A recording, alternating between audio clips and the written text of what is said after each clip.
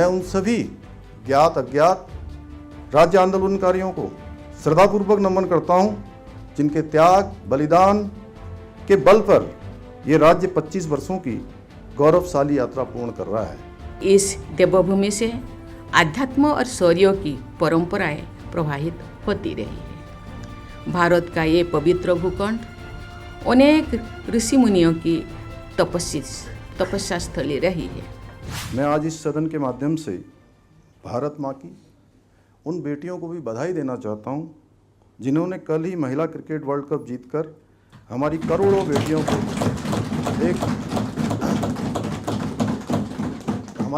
बेटियों को नई प्रेरणा दी है। ये हम सभी के लिए अत्यंत हर्ष का विषय है कि हमारे गौरवशाली राज्य की स्थापना के रजतोत्सव पर संपूर्ण भारतवर्ष की समस्त मातृशक्ति की प्रतीक आदरणीय राष्ट्रपति महोदया श्रीमती द्रौपदी मुर्मू जी का हम सभी को पाथेय प्राप्त होने वाला है।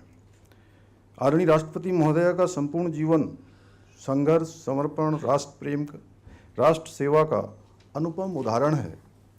आपके व्यक्तित्व में मातृत्व की ममता, सेवा का संकल्प और राष्ट्र के प्रति अटूट समर्पण का अद्भुत संगम निहित है।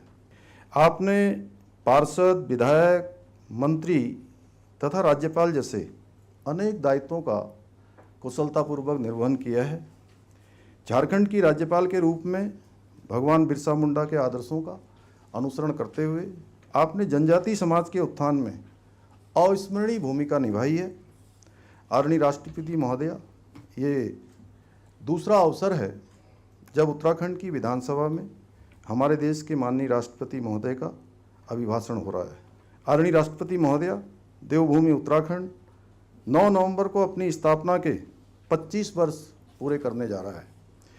यह ऐतिहासिक अवसर प्रत्येक उत्तराखंड वासी के लिए आत्मगौरव का क्षण होने के साथ ही अत्यंत भावनात्मक क्षण भी है, क्योंकि ये राज्य हमारे उन असंख्य माताओं, बहनों, युवाओं और जननायकों के अदम्य साहस और संघर्ष का प्रतीक है, जिनके तप, त्याग और बलिदान के बल पर ये गौरवशाली राज्य अस्तित्व में आया।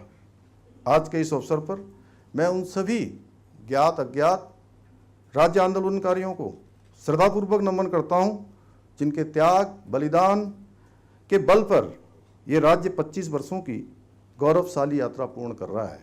मुझे पूरा विश्वास है कि आपके आशीर्वाद और प्रधानमंत्री श्री नरेंद्र मोदी जी के मार्गदर्शन और उत्तराखंड की जनता के सहयोग से हम उत्तराखंड को एक सशक्त, समृद्ध और आत्मनिर्भर राज्य के रूप में स्थापित करने के अपने विकल्प रहित संकल्प में अवश्य सफल होंगे।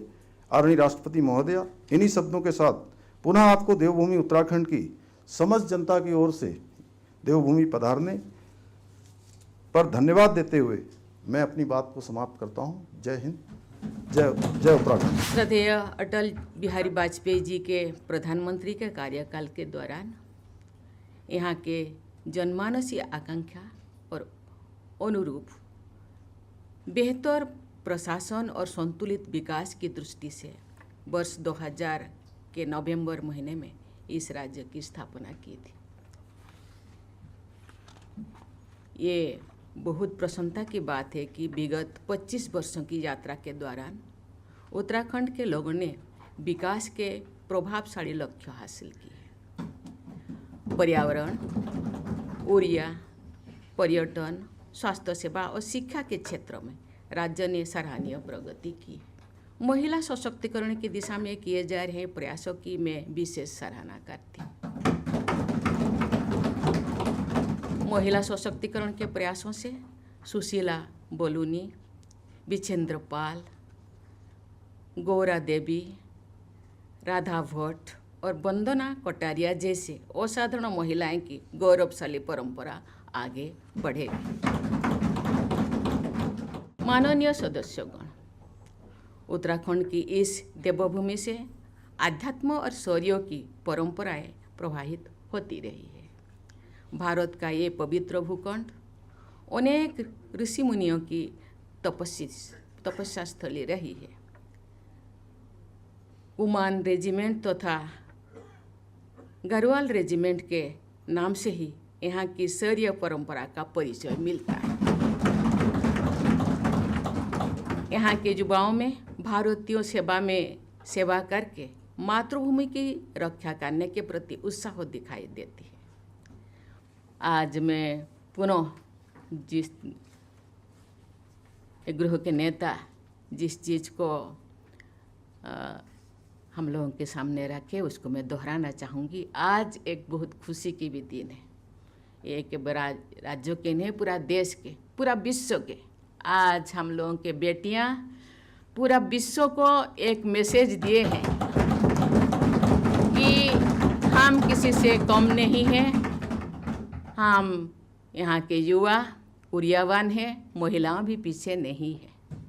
मुझे लगता है इस ज़मीन में, इस भारत देश में 140 करोड़ लोग हैं, उनमें से आधा आबादी महिलाएं हैं।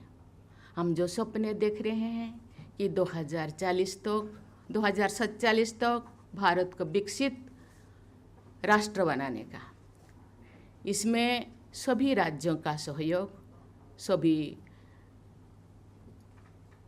संगठनों का सहयोग, सभी लोगों का सहयोग जरूर ये राज्यों को, ये देश को एक विकसित भारत बनाने का ये सहयोग करेगा। उस जो सपनों साकार करने में सबका योगदान होगा। मैं उत्तराखंड के सभी निवासियों के स्वर्णिम भविष्य की मंगल कामना करती हूँ। धन्यवाद। जय हिंद, जय भारत, जय उत्तराखंड।